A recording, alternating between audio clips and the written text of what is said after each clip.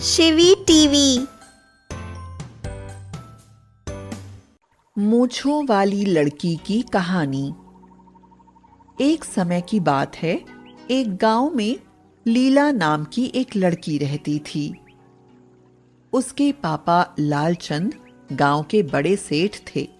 उनके पास बहुत से बगीचे और जमीन थी। वह अपनी बेटी से बहुत प्यार करते थे। वह उसकी हर जरूरत को पूरा करते थे, जिसके कारण वह बहुत बिगड़ गई थी और घमंडी हो गई थी। वह कभी कभी अपने पापा के सामने अजीब सी मांग रखती थी, जिसको भी उसके पापा पूरा करते थे। वह कभी कभी अपने घर के नौकरों का अनादर करती थी।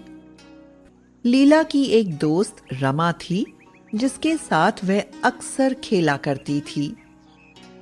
एक दिन लीला, उसकी दोस्त रमा कुछ दोस्तों के साथ मेले में जा रहे थे।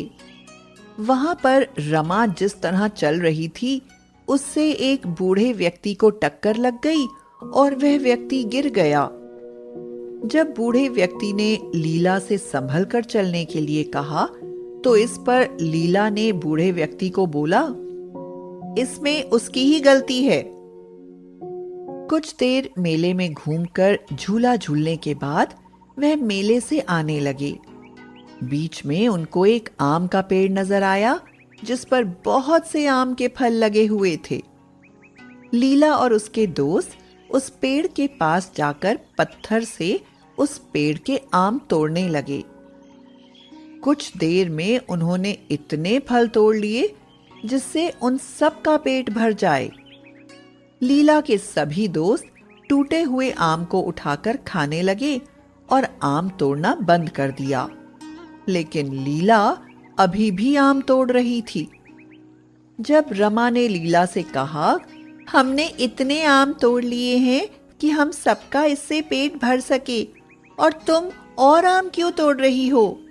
लीला बोली, मैं इस पेड़ के सभी आम तोड़ दूंगी। रमा और उसके दोस्त आम खाने में व्यस्त हो गए, लेकिन लीला आम तोड़ती रही। कुछ देर के अंदर बहुत सारे आम तोड़ने के बाद भी वह बाकी आम तोड़ने में लगी रही। तभी वह आम का पेड़ बोल उठा, लीला, तुम इतने फल क्यों तोड़ रही हो? जितने आम तुमने तोड़े हैं, वह तुम्हारे लिए पर्याप्त हैं। पेड़ को बोलता देखकर लीला के दोस्त डर गए, लेकिन लीला बोली, मैं तो आज तुम्हारे सारे आम तोड़ूंगी। आम के पेड़ ने लीला को चेतावनी दी कि वह रुक जाए और बाकी आम न तोड़े, लेकिन लीला कहां मानने वाली थी। उसने आम तोड़ना जारी रखा और बोला, तुम मेरा क्या बिगाड़ोगे? आम के पेड़ ने बोला, लीला, तुम बहुत घमंडी लड़की हो, तुमको सबक सिखाना ही पड़ेगा। इसके बाद आम के पेड़ ने लीला पर जादू किया, जिससे उसकी मूछें निकल आईं। उसे देखकर उसके सभी साथी हंसने लगे। लीला आम के पेड़ से विनती करने लगी कि वह अब ऐसा नहीं करेगी, वह उसकी मूछों को हटा दे। लेकिन आम का पेड़ बोला, पहले तुम जाकर अपने पिता को लेकर आओ। अगर वह मुझसे इसके लिए बोलेंगे, तभी मैं तुम्हारी मूछों को हटाऊंगा। यह सुनकर लीला मुंह पर चुन्नी लपेटकर घर जाने लगी। मार्केट में जाने पर बहुत तेज हवा आई और उसकी चुन्नी उड़ गई, जिससे सभी लोगों ने लीला की मूछों को देख लिया और मूछों वाली लड़की कहकर हंसने लगे। लीला उन सब से पीछा छुड़ाकर अपने घर चली गई और अपने पापा को सारी बात बताई। उसके पिता लालचंद अपनी बेटी को परेशान देखकर लीला के साथ उस आम के पेड़ के पास जाने के लिए चल पड़े। आम के पेड़ के पास जाकर उसके पिता लालचंद अपनी बेटी की मूछों को हटाने को बोला। आम का पेड़ बोला, तुम अपनी बेटी की हर जरूरत को पूरा करते हो, जिससे वह बहुत घमंडी हो गई है और किसी की कोई बात नहीं मानती। यदि तुमने इसको सही शिक्षा दी होती तो यह इतनी नहीं बिगड़ती। लालचंद ने अपनी गलती मानते हुए आम के पेड़ से अपनी बेटी के मूंछों को हटाने की विनती की और लीला ने भी आगे से कभी ऐसा न करने को बोला। लालचंद के विनती करने पर आम के पेड़ ने लीला की मूंछों को हटा दिया। इसके बाद लीला सुधर गई और सबके साथ सही से पेश आने लगी और उसने घमंड करना भी बंद कर दिया। इस कहानी से हमें यह सीख मिलती है कि हमें कभी भी घमंड नहीं करना चाहिए।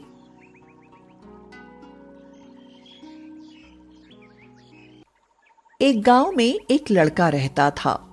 वह बहुत ही गुस्सैल था। छोटी छोटी बात पे अपना आपा खो बैठता और लोगों को बुरा भला कहता।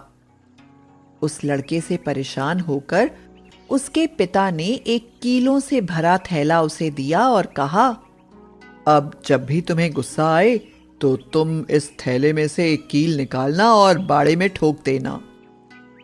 अगले दिन उस लड़के को 40 बार गुस्सा आया।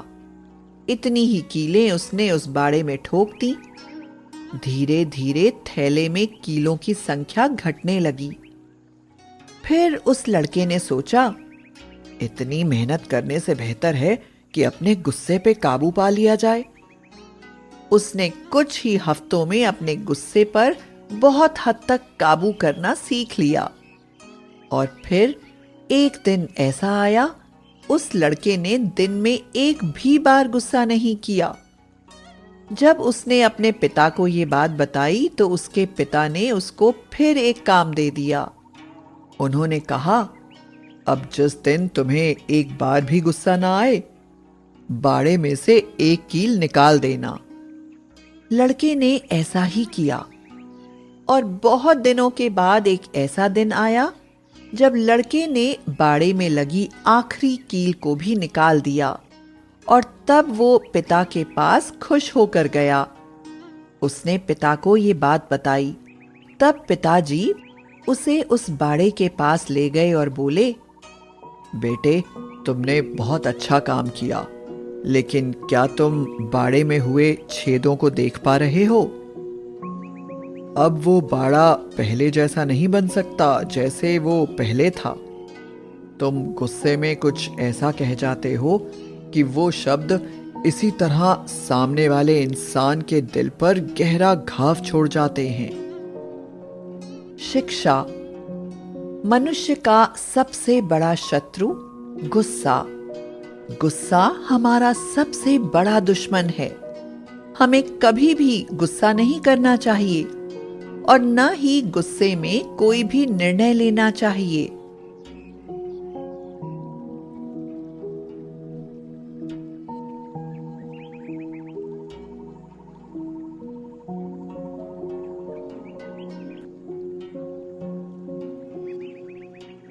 पंडित जी की बकरी, झूठ और सच। एक गांव में कुमार नाम का पंडित रहता था। एक बार गांव के किसान ने पंडित जी को एक बकरी दान में दी।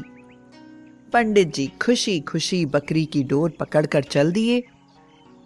रास्ते में 3 ठगों ने उन्हें बकरी ले जाते हुए देखा और पंडित जी से बकरी हथियाने की योजना बनाई। तीनों पंडित जी से पहले पहुंचकर 3 अलग अलग जगहों पर खड़े हो गए। जैसे ही पंडित जी पहले ठग के पास पहुंचे, वो पंडित जी से बोला, अरे पंडित जी, कुत्ते को कहाँ खींच कर ले जा रहे हो?